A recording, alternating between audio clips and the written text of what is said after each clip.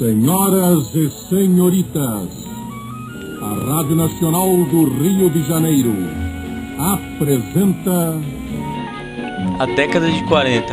Para mostrar o que aconteceu no Brasil e no mundo nessa importante época, eu fui para Franca, interior de São Paulo, a capital do calçado, localizada na região nordeste do estado de São Paulo. Aqui nessa pacata e bela cidade eu vim conversar com o professor Marcos Alves de Souza, diretor do curso de História da Universidade de Franca, a Unifran. 1940, a década de 1940, ela tem dois momentos. Até 45, que é o final da Segunda Guerra Mundial, melhor dizendo, e de 45 até 49. De 1945 até 1949, nós tivemos o fim da Segunda Guerra Mundial e o estabelecimento de uma organização mundial, a Organização das Nações Unidas, que infelizmente não conseguiu impedir o surgimento da Guerra Fria.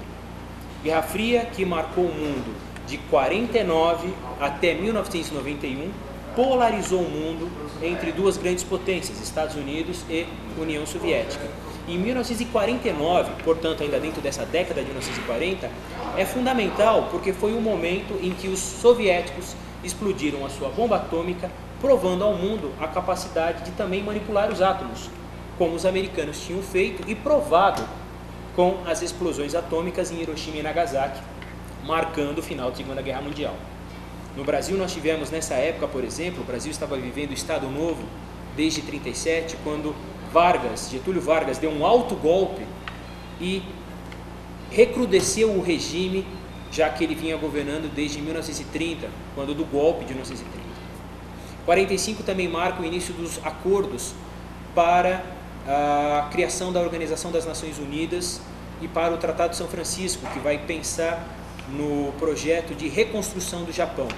A reconstrução da Europa foi projetada pelo Plano Marshall, resultado também da Segunda Guerra Mundial, e que vai reconstruir a Europa, especialmente a Alemanha afetada pela guerra. 47 também é fundamental porque marca o processo de formação do Estado de Israel com o apoio de britânicos e norte-americanos, para que em 48 seja inaugurado oficialmente o Estado de Israel.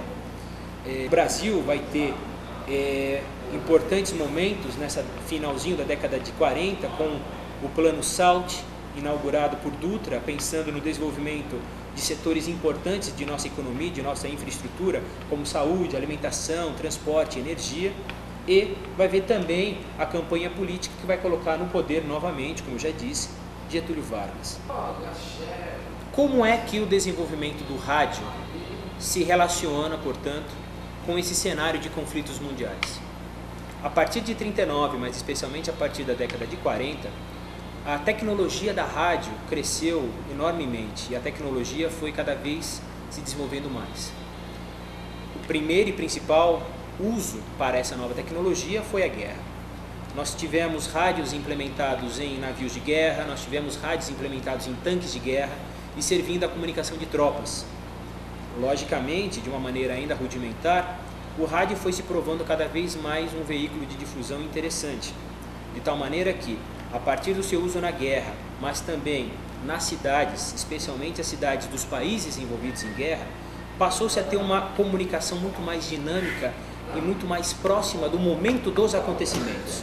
Enquanto que o veículo impresso demorava a ter as suas notícias chegando até as pessoas nos mais variados rincões, a rádio permitia que as notícias chegassem rapidamente aos mais diferentes locais, especialmente ao interior. Concluindo, não tem como falar de década de 40 sem tocar na Segunda Guerra Mundial, mas não foi só isso que construiu esses 10 importantes anos, pois foi aí que o Brasil sofreu uma grande transformação econômica e o auge da radionovela brasileira com a era de ouro da rádio. Portanto, quando você pensar em década de 40, pense em transformação, porque foi isso que representou essa década para o mundo e para o Brasil.